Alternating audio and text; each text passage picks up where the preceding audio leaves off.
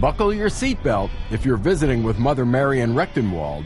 She's an Episcopal priest in South Dakota with parishioners separated by many miles, and she's on the road almost constantly.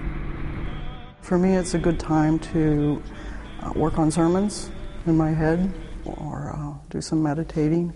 And sometimes I just listen to Lakota hymns.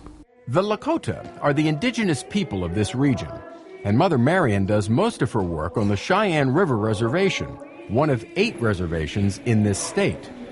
After the Civil War, President Grant asked church missionaries to help assimilate Native people into U.S. society, and the government gave the Episcopal Church a big chunk of North and South Dakota. Lakota spirituality and Christian spirituality and theology are very compatible. Both are very sacramental. We use the Eucharist, they use the pipe. There's not so much interest in the bottom line or what you have or what your possessions are. Mark of honor is what you share and what you give and your generosity. Every Sunday, Mother Marian preaches in at least 2 different churches. St. John's in Eagle Butte is by far the largest. On the Sunday in early May when I visited, Mother Marian stayed pretty busy at the baptismal font, bringing in 7 new members to the church.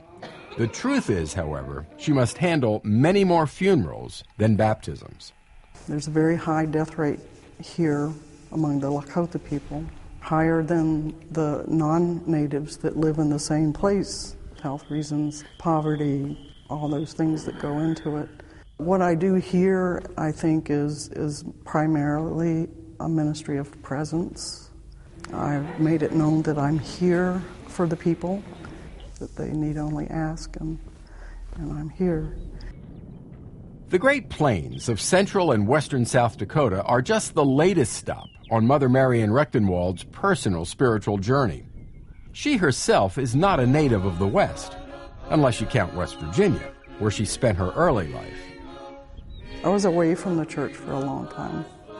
I went through a very difficult divorce, and I was very hurt and very angry with God, among other things, and other people. And interestingly, it was my daughter that brought me back to church. She was about 6 years old at the time. And she said, "Mommy, why don't we go to church anymore? I miss it." I looked for an Episcopal church in the area we were living in. And the first Sunday we went there, we felt like we'd come home. And over time, I began to get involved with things and began to realize that I think I'd been called from a very early age, but had not responded to that. It's Sunday afternoon now, and time for the second church service of the day, this time in St. Mary Promise, South Dakota. But only if we can manage to get there.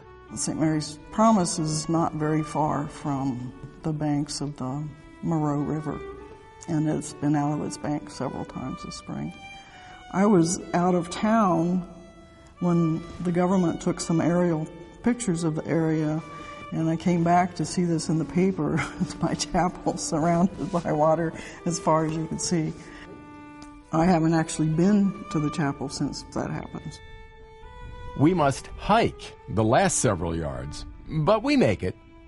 St. Mary's Promise is a very small community, and right now we have a young family, a husband, wife, and I think there's 3 boys. So we've been having about 8 and 10 people coming. We wish that we had a priest every Sunday, but she's the only one here on Cheyenne River, and we just love her. This is like a second home, and I call our church our home, because everything that we have, our funerals, our dinners, is all here at the church. When we die, we're going to go to the cemetery. We have to keep our church going. Now, I live in New York City, and I guess those of us in urban areas tend to think of the wide open spaces as healthy and therapeutic. Sometimes, but not always. I think part of it is the sense of isolationism.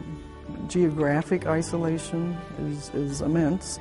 The sense of being isolated from the larger culture is great.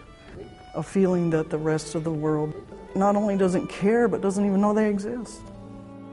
Mother Marion wants people who live far away from the reservations to know more about her mostly Lakota flock, and she's using a long-time hobby of hers to accomplish that. Well, I've been talking a lot, I guess, to friends and other priests in the diocese and about how the rest of the diocese and the rest of the church and the rest of the world needs to know about life on the Native American reservations. And one of my friends said, well, perfect way to express that is through your art, which is so expressive. And so I chose faces of the Lakota people.